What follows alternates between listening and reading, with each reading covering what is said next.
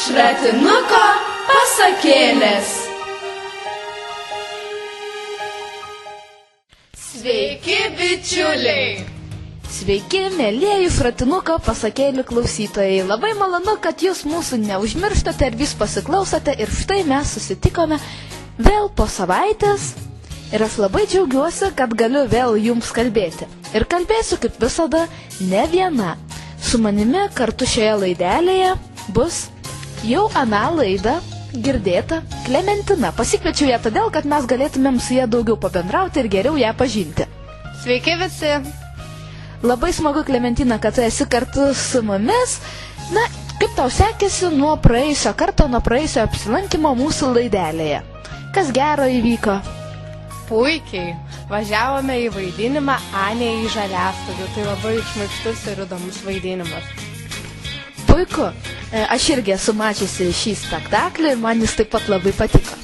Na, bet šioje laidoje būsime ne tik mes su Klementina, bet pasikviečiau ir Viktoriją. Sveikučiai! Viktorijas, aš jums daugiau nepristatinėsiu, jūs ir taip ją jau, manau, gerai atsimenate ir žinote. Na, o aš iš karto noriu jūsų paklausti.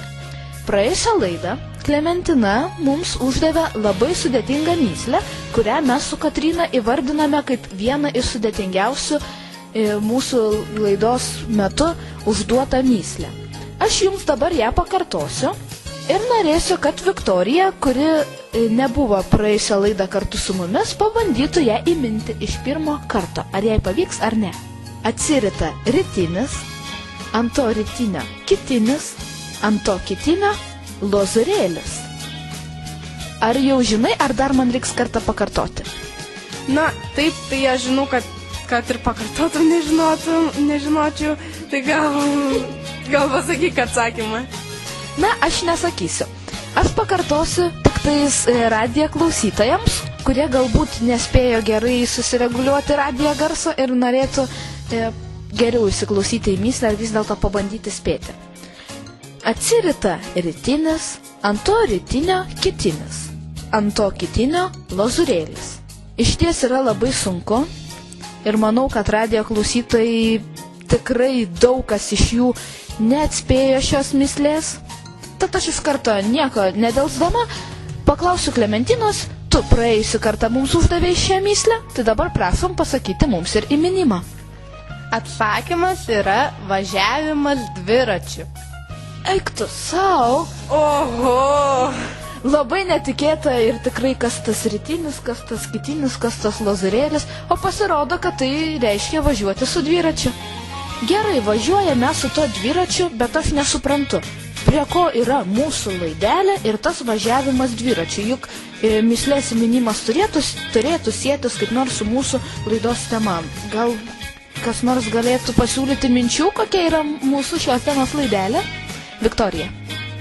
Na, mano manimu, kadangi važiuoti dviračiu yra veiksmas, lyg tai ir sportas, tai kažkas turėtų būti susijęs su judėjimu, sportu ar... Taip, toliau nebesakyk, kad nebesuklystum.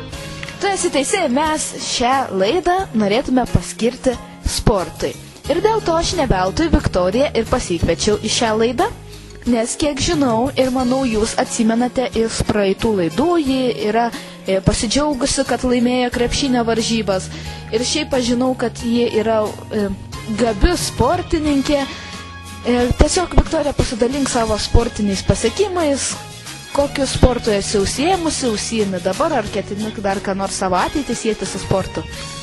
Na tai taip, anksčiau nuo 10 metų važinėdavau motokrose, jeigu žinote, kas tai yra. Kas nežino, prašyčiau paaiškinti, pakomentuoti, kas tai yra tas motokrosas. Na taip, motokrosas yra tokia sporto šaka, kai reikia važiuoti su motociklais trasoje.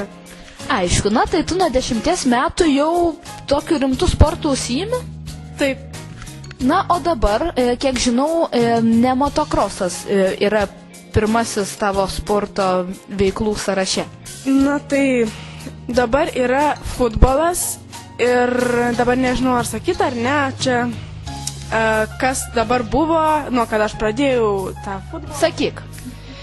Taip, aš pradėjau jį visai neseniai, prieš kokį pusę metų, bet padalyvavau keliose varžybose futbolo ir gavau pasiūlymą atstovauti Kupiškio futbolo komandai Narianta.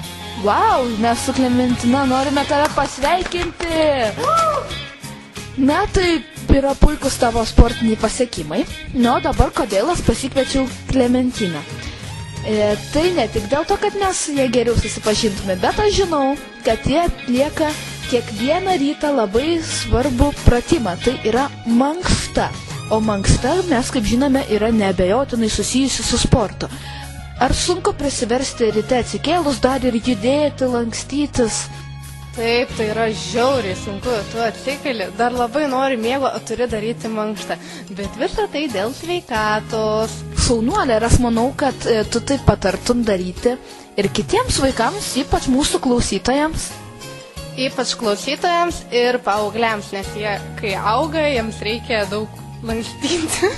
Reikia daug judėti, kad būtų sveiki. Tai aišku. Na, o dabar aš norėčiau pristatyti pirmąją mūsų šios dienos pasakėlę, lietuvių liaudies pasaką Kiškio ir Ežio lenktynės.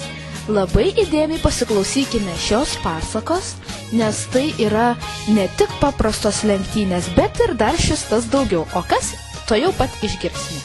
Ir pasaką mums skaito Liveta. Eina Rugių lauko pakraščiu ežys ir sutinka Kiškį.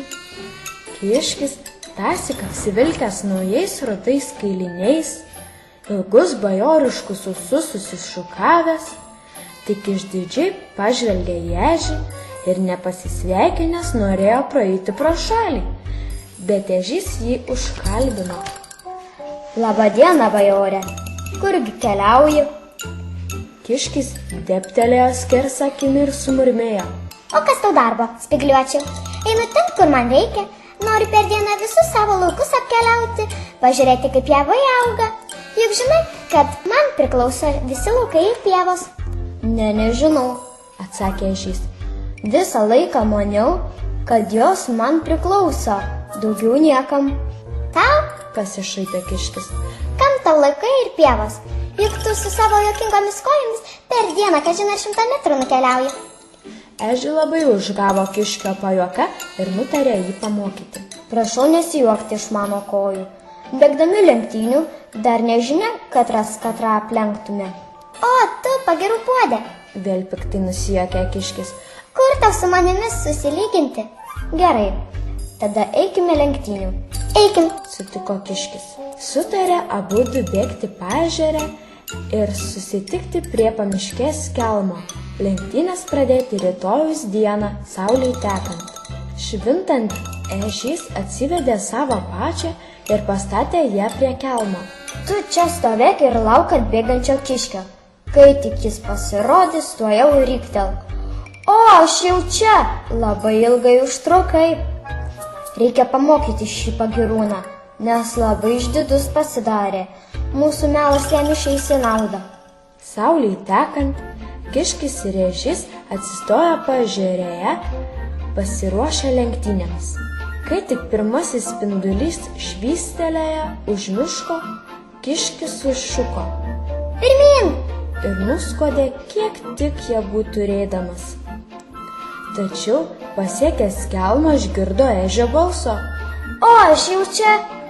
Jam nė į galvą neatėjo mintis, kad čia nežysojo pati. Nežinodamas, ką daryti, sako. Bėkim dar kartą. Bėkim. Ir vėl Kiškis galvotrukčiais nukūrė į paežerę. Bet čia jau jo laukė ežys. Po galais, kaip lėtai judi, stačiai sušalau tavęs belaukdamas. Kurgi tau eiti su manimi lenktynių? Susigėdo Kiškis ir tyliai nusliūkino į šalį. Šratinuko pasakėlės. Na, aš prieš pasaką minėjau, kad čia bus ne tik šiaip sau lenktynės, bet ir dar šis tas. Tai kas tai yra tas šis tas? Ką, Klementina, tu čia įžvelgiai? Aš įžvelgiau čia gudrybę, ežys apgavo kiškį, bet manau tai yra pateisinama, nes kiškis šaipėsi iš ežio kojų, o kojos visų gražios. Taip, iš tiesų čia buvo labai jau toks, sakykime, sportiškai neteisingas sukčiavimas šių lenktynių, bet iš kitos pusės žvelgiant, kiškis pats prisiprašė, nes jis buvo labai grubus ežio atžvilgiu ir tyčiajosi iš jo kojų. Na, o kaip kojos sporte, ar jos turi labai daug reikšmės ar ne, Viktorija, tu mums pasakyk. Ar, pavyzdžiui, jeigu tokiomis kojomis kaip ežio, ar jis gali būti geras sportininkas? Na, tai turi vos pasmekmių. Iš tikrųjų, tai visi galėtų būti sportininkais, tos kojos nėra labai svarbus dalykas. Svarbu pačiam norėti ir užsimti tuo. Na taip, jeigu, pavyzdžiui, kojos prideda labai daug privalumų, jeigu jos yra ten ilgos, atletiškos, ten ištreniruotos, tu su gerais tais duomenimis fiziniais gali tapti tikrai profesionaliu sportininku. Žinoma, tam reikia įdėti be galo daug darbo, na, o kojos yra tik kaip Dievo dovana. Tačiau jeigu tu neturi tokių įgimtų fizinių duomenų, ten stiprių rankų, labai ten ilgų kojų, tu gali būti tiesiog sportininkas mėgėjas. Ir kaip Klementina sako, dėl sveikatos daro mankštą, taip dėl sveikatos reikėtų ir sportuoti. Na ir staiga man taip labai į galvą šovė mintis ir aš noriu ją to jau pat įsakyti, man kilusi klausimą, kol neužmiršau. Ar daug bendraamžių jūsų sportuoja, dalyvauja tokiose lenktynėse kaip kiškio ir ežio, Klementina? Manyčiau, kad bendramžiai vaikinai tikrai daug sportuoja. Ir krepšinis, ir futbolas, ir tinklinis. Jie užsiėmė sportu, o merginos kažkaip, retai, nedaug yra merginų, kurios sportuotų, taip kaip Viktorija. Taip, merginos, aš dabar visas mergaitės norėčiau truputį papeikti, nes dauguma jūsų yra truputį aptingusios, o kai kurios net netruputį. Aš dabar vėl pasidalinsiu savo labai liūdna asmeninė patirtimi, kuria yra susijusi šį kartą ne su manimi, o su mano aplinkiniais, man pažįstamais žmonėmis, kad kai man būna kūno kultūros pamoka, labai daug merginų nedaro jos, ne šiaip dėl to, kad skauda koją, skauda galvą, skauda pilvą ar dėl kitų kokių nors negalavimų, bet dėl to, kad tingiu. O kai nueina pas mokytoją, pradeda apsimetinėti. Oi, mokytoja, negaliu, kaip man šiandien bloga, mokytoja, šiandien nedarysiu, nes nepasiėmiau sportinės aprangos. Na, mokytoja, žinoma, pateisina jas. Tačiau iš tikrųjų šitaip nedarykite, nes jūs darote blogą ne mokytojai, o pačios savo. Na, Viktorija, o tavo pažįstami, ar taip pat taip užsiima sportu kaip tu, ar tu esi viena iš to nedaugelio? Na, aš galėčiau pasakyti beveik tą patį kaip ir Klementina. Vaikinai, tikrai daug vaikinų iš mano pažįstamų sportuoja, o merginų aš pažįstu tik keletą tokių, kurios sportuotų. Bet aišku, tos rytinės mankštelės tai daro, stengiasi daryti daugelis merginų. Taigi, na, o apie sportą mokykloje, mes jau čia šiek tiek, aš tiksliau buvau užsiminusi, yra parašęs Vytautas Račickas. Tai yra viena iš Gyveno kartą Lukošiukas knygelės nuotykių, iš Lukošiuko gyvenimo, ir aš jums labai norėčiau perskaityti Lukošiukas mokykloje. Gyveno kartą Lukošiukas. Jis mokėsi 5 klasėje ir buvo paskutinis mokinys.